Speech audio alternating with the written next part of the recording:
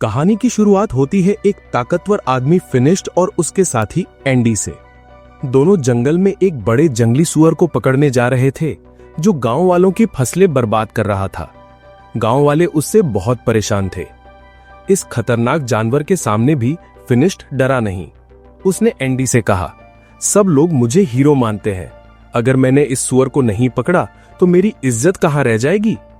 फिर उसने हथियार उठाया और सुअर पर हमला कर दिया, लेकिन छोटे छोटे हमलों से सुअर पर कोई असर नहीं हुआ।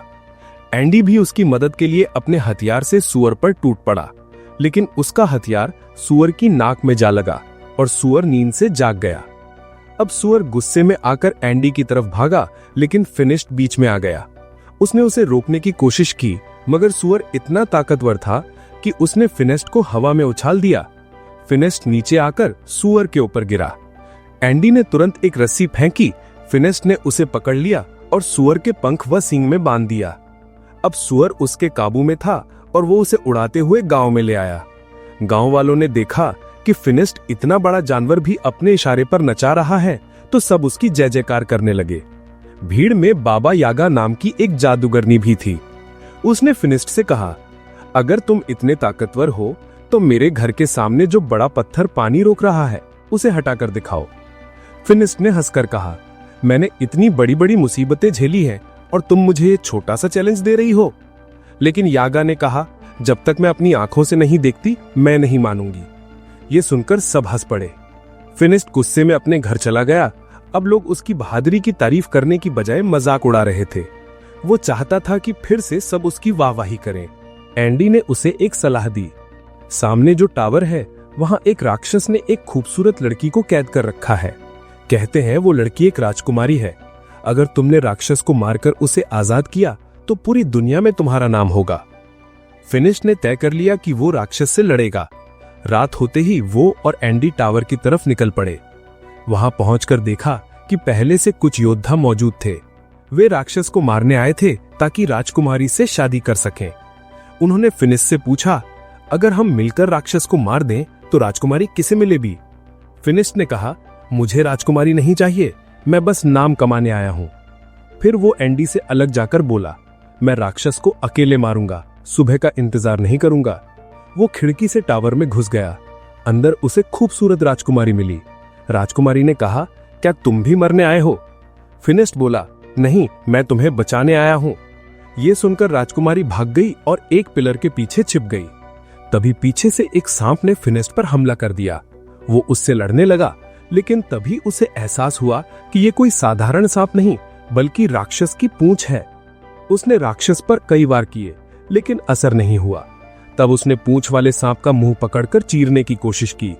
जैसे ही उसने मुंह खोला, सांप ने उसकी आंखों में थूक दिया। अब फिनिश्ड अंधा हो गया।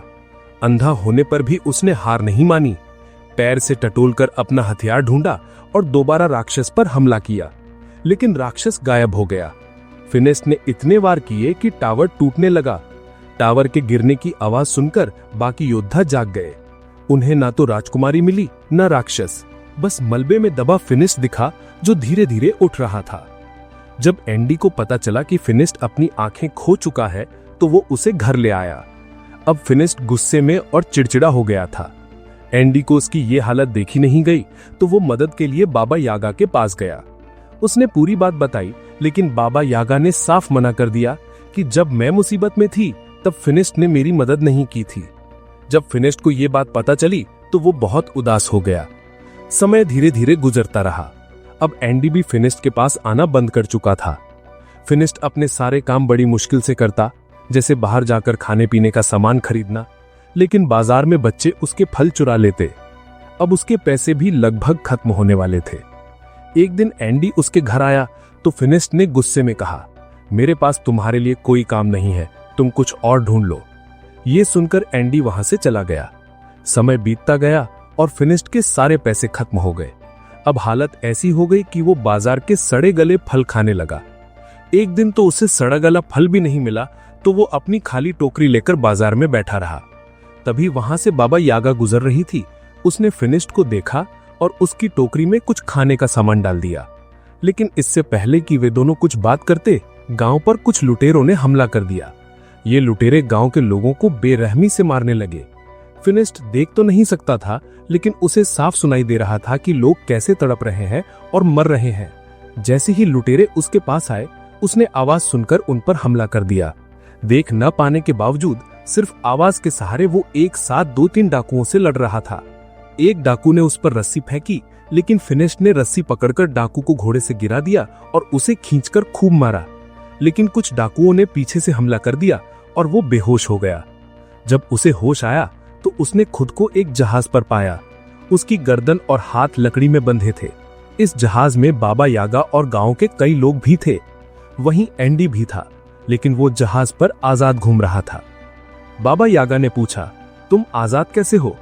एंडी ने कहा, मैंने इन डाकुओं को यकीन दिला दिया है कि मैं इनकी तरफ हूं। मैं इनकी मदद करूंगा और गांव वालों पर नजर रखूंगा। इस समय एंडी के पास एक सोने का चिराग था जो उसने डाकुओं से चुराया था। उसने कहा कि वो इसे बेचकर खूब पैसे कमाएगा। जैसे ही एंडी ने चिराग को रगड़ा, उसमें से एक जिन बाहर आ गया। उसे देखकर सब घबरा गए, यहाँ तक कि एंडी भी। नीचे का शोर सुनकर एक डाकू ऊपर आया, लेकिन जिन ने उसे मारकर ऊपर फेंक दिया। फिर जिन ने एंडी से उसकी ख्वाहिश पूछी, लेकिन एंडी ने कहा, वापस चिराग में चले जाओ, और जिन वापस चिराग में चला गया। तभी ऊपर से एक डाकू आया और तलवार एंडी के गले पर रखकर चिराग वापस ले लिया। कुछ ही देर में जहाज अरेबिया पहुंचा। गांव से लाए गए सभी लोगों को गुलामों के रूप में बेचने के लिए खड़ा कर दिया गया। वहीं एक नकाबमस्त आदमी आया और उसने फिनिश्ड, बाबा यागा और एंडी तीनों को खरीद लिया और अपने महल में ले गया।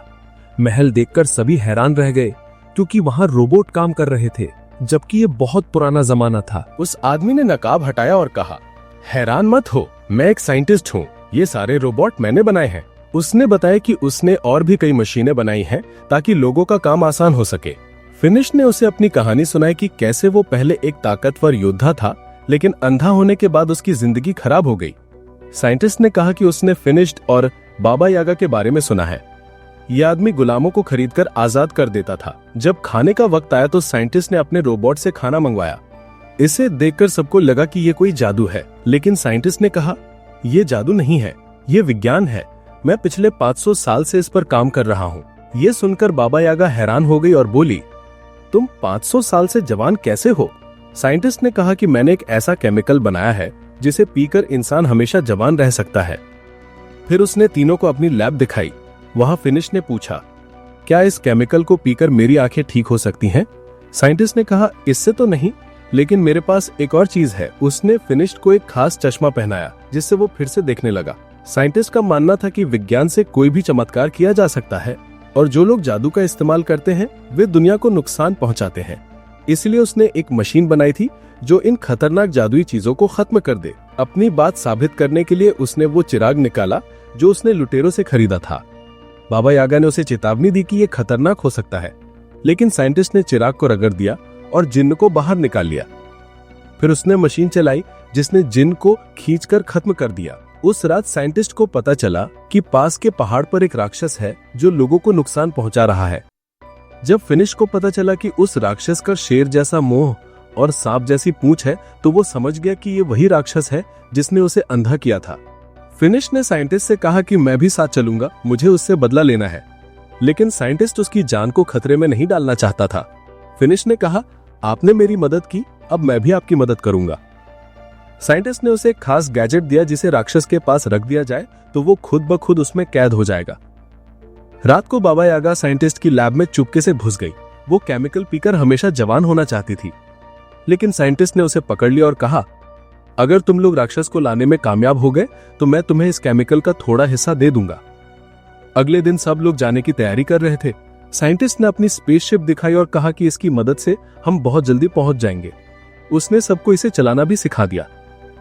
जाने से पहले उसने कहा, मुझे राक्षस जिंदा चाहिए। साइंटिस्ट ने फिनिश का हथियार भी अपग्रेड कर दिया था।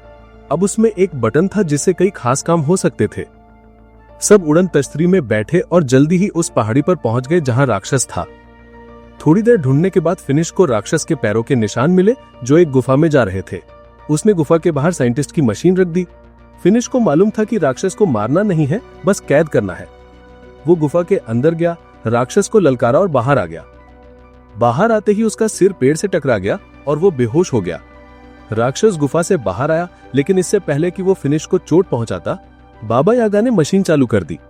मशीन से चेन्स निकली और राक्षस को खींचकर अंदर ले गई। मशीन बंद हो गई। थोड़ी देर में फिनिश को होश आया और सब वापसी के लिए निकल पड़े। रास्ता लंबा था, इसलिए रात में सब आराम करने लगे। तभी पिंजरे से फिनिश को एक लड़की की आवाज आई। उसने पिंजरा खोलने की कोशिश की, लेकिन बाबा यागा ने रोका। वो नहीं माना। पिंजरा खुला तो अंदर वही राजकुमारी थी जो टावर में मिली थी। बाबा यागा ने कहा, मतलब ये राजकुमारी ही राक्षस है, बाहर निकालना खतरनाक है। राजकुमारी ने बताया, मेरे ऊपर श्राप है, अगर कोई मुझे छुएगा तो मैं राक्षस बन जाऊंगी, लेकिन मैं बुरी नहीं हूँ, बिना वजह किसी को नुकसान नहीं पहुंचाती, इंसान मुझे जीने नहीं देते। इसी बीच साइंटिस्ट ने एक किसान की जादुई बिल्ली चुरा ली। किसान ने मिन्नतें की कि ये बिल्ली नुकसान नहीं करती बल्कि रोशनी देती है, लेकिन साइंटिस्ट ने बिल्ली की जादुई ताकत खींच ली और उसे एक केमिकल में बदलकर तिजोरी में रख दिया। वहां पहले से कई जादुई केमिकल्स थे। राजकुमारी और फिनिश एक दूसरे से प्यार करने लगे। बाबा यागा और एंडी ने दोनों को कैद कर साइंटिस्ट के पास ले जाने का सोचा। महल पहुंचकर उन्होंने देखा कि साइंटिस्ट एक जादुई परिंदे की ताकत निकालकर अपने रोबोट्स में डाल रहा है। मतलब ये रोबोट्स जादू से चल रहे थे। बाबा यागा ने गुस्से में कहा, तुम झूठे हो, तुम्हारी लंबी उम्र और रोबोट सब जादू से हैं जो तुम मासूम जानवरों से छीनते हो। साइंटिस्ट ने धमकी दी, जो मेरा सच जानता है वो जिंदा नहीं बचता। बाबा यागा ने फिनिश और राजकुमारी को आजाद कर दिया, क्योंकि उसे डर था कि साइंटिस्ट राजकुमारी के साथ भी यही करेगा। राजकुमारी ने कहा, वो मुझे जानता है और लंबे समय से मेरे पीछे है। तभी साइंटिस्ट अपने सारे रोबोट्स के साथ आ गया और राजकुमारी की ताकत खींचने लगा। फिनिश ने उसे बचाने के लिए उसका हाथ पकड़ा ताकि वो राक्षस बन जाए। राक्षस बनते ही राजकुमारी ने जंजीर तोड़ दी और भाग गई। मौका पाकर फिनिश और बाबा यागा भी भाग निकले, लेकिन साइंटिस्ट के लोग पीछा करने लगे। बाबा यागा ने तरबूज के बीज फेंके जो अचानक बड़े तरबूज बन गए और उनका रास्ता रोका। साइंटिस्ट ने अपना बड़ा टर्टल रोबोट निकाला और फिनिश और यागा पर तोप चलाने लगा। फिनिश ने कहा, तुम ध्यान भटकाओ, मैं इसे उल्टा करने की कोशिश करता हूं। लेकिन जैसे ही यागा पास गई, रोबोट उसकी जादुई ताकत खींचने लगा और वो बूढ़ी लगने लगी। फिनिश टर्टल पर चढ़ गया, लेकिन उसका चश्मा गिर गया और उसे दिखना बंद हो गया। यागा उसे बताने लगी कि कैसे लड़ना है। तभी राक्षस बनी राजकुमारी पहुंची। साइंटिस्ट डर गया। फिनिश ने टर्टल के गले में जंजीर बांधी और उसे उल्टा कर दिया। जादुई केमिकल नीचे गिर गया। साइंटिस्ट ने उड़कर भागने की कोशिश की, लेकिन पंख काम नहीं आए और वो नीचे गिरकर जादुई केमिकल में डूबकर मर गया। फिनिश अब थककर बेहोश हो गया था। राजकुमारी ने उसे गिरा हुआ देखा और उसकी आंखों में डर और चिंता भर गई। वो अब फिनिश से सच्चे दिल से प्यार करने लगी थी। जैसे ही उसके आंसू फिनिश की आंखों पर गिरे, वो अचानक होश में आ गया। साथ ही उसकी नजर भी वापस लौट आई। फिनिश ने मुस्कुराकर उसका हाथ थामा और अपने प्यार का इजहार किया। उसने वादा किया कि वो हमेशा राजकुमारी के साथ रहेगा। राजकुमारी ने आंसू भरी आंखों से कहा, मेरे श्राप की वजह से मैं तुम्हारे साथ नहीं रह सकती। फिनिश का चेहरा उतर गया। वो बाकी साथियों के साथ गांव लौट आया, लेकिन उसका दिल अब भी राजकुमारी की यादों में अटका हुआ था। बाबा यागा, जो खुद को दोबारा जवान करने का उपाय ढूंढ रही थी, उसे राजकुमारी के श्राप को तोड़ने का तरीका भी मिल गया। वो खुशी खुशी फिनिश के पास पहुंची और बोली, ये श्राप तुम्हें जानबूझकर दिया गया है, इसमें तुम्हारी कोई गलती नहीं है। अब हमारा अगला मिशन इसे तोड़ना होगा।